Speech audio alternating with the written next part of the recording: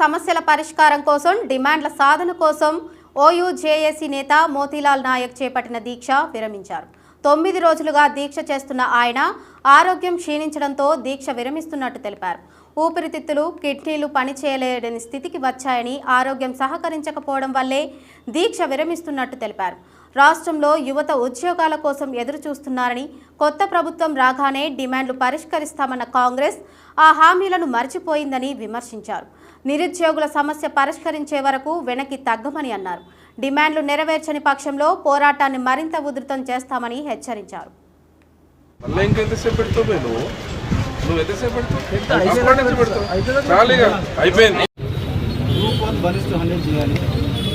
Group 2 2000 పోస్టులు పెంచాలి, group 3 3000 పోస్టులు పెంచాలి, డిఎస్సి పోస్ట్ పోన్ చేయాలి, మెగా డిఎస్సి 25,000 నోటిఫికేషన్ చేయాలి. వాళ్ళు 2 లక్షల ఉద్యోగాలు అన్నారు. మేము 2 లక్షల ఉద్యోగాలు అడగలేదు.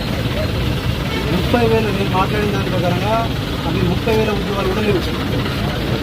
మరి 30,000 ఉద్యోగాలు కూడా నువ్వు వచ్చిన సంవత్సరంలో 2 లక్షలు ఇస్తా ఉన్నప్పుడు 30,000 ఉద్యోగాలు కూడా నువ్వు ఇవ్వకపోతే నేను నిరుద్యోగులకు ఏం అండగా నిలబడినట్టు?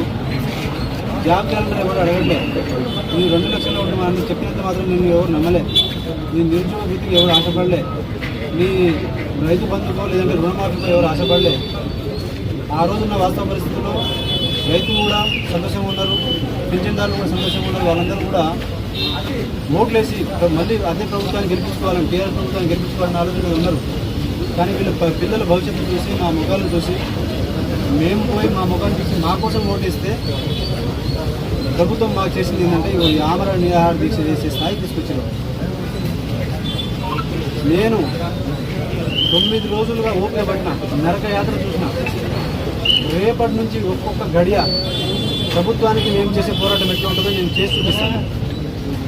నాకు మద్దతు ఇచ్చినటువంటి ప్రతి ఒక్క మిత్రులకు, రాజకీయ నాయకులకు, ఈటెల రాజేందర్ గారికి, ప్రవీణ్ కుమార్ గారికి, హరీష్ రావు గారికి, కేటీఆర్ గారికి, రాకేష్ రెడ్డి గారికి, ఇటు సైడ్ మన రాణి విక్రమ రెడ్డి గారికి, బక్క జడ్సన్ అన్న గారికి, పృథ్వీ అన్న గారికి, సంజీవ్ నాయక్ సేవల సేన జాతీయ అధ్యక్షులు సంజీవ్ నాయక్ గారికి, సంపత్ అన్న గారికి, రాజాలింగం అన్న గారికి, మిగతా మన రాజాలింగం అన్న ఓయూజేఏసీ వ్యవస్థాపక అధ్యక్షులు బీసీ ఆయన అన్నగారికి, ఇక మిగతా మద్దతు ఇచ్చిన ప్రతి ఒక్కరికి కూడా నేను ఇప్పుడు ఈ ప్రెస్ మీట్ అయిన తర్వాత వాళ్ళందరినీ కలుసుకుంటూ వాళ్ళ యొక్క రేపు మేము నిరుద్యోగం చేయబోయే రేపటి నుంచి ఇప్పుడు దాకా తినకుండా చేసిన, తాగకుండా చేసిన, రేపు తింటూ తాగుతూ చేస్తే రేపు ఈ ప్రభుత్వం ఏ విధంగా మమ్మల్ని అడ్డుకుంటుందో, మీరు వాళ్ళు ఏ విధంగా మమ్మల్ని అడ్డుపడతారో మీరు వాళ్ళ విజ్ఞతగా వదిలేస్తా. వాళ్ళు ఏం చేయలేరు కూడా.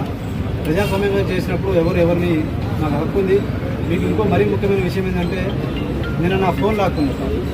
నా ఫోన్ లేదు, మాట్లాడడానికి ఫోన్ లేదు. నా ఫోన్ తీసుకోవడానికి మీకు కారణం, మీకు ఏం రీజన్ ఉంది? ఎవరు అసలు మీకు హక్కు ఏముంటుంది? నేను యాంటీ సోషల్ ఎలిమెంట్ చేసిన ఫోన్ లేకుండా, ఎవరిని రానియకుండా, ఇదే గాంధీ భవన్ చుట్టూ 2 కిలోమీటర్ల చుట్టూ మొత్తం పోలీసులను పెడితే పరామర్శన చేయడానికి నేను ఆ ప్రాసెస్ చచ్చిపోతే ఈ టైంలో కూడా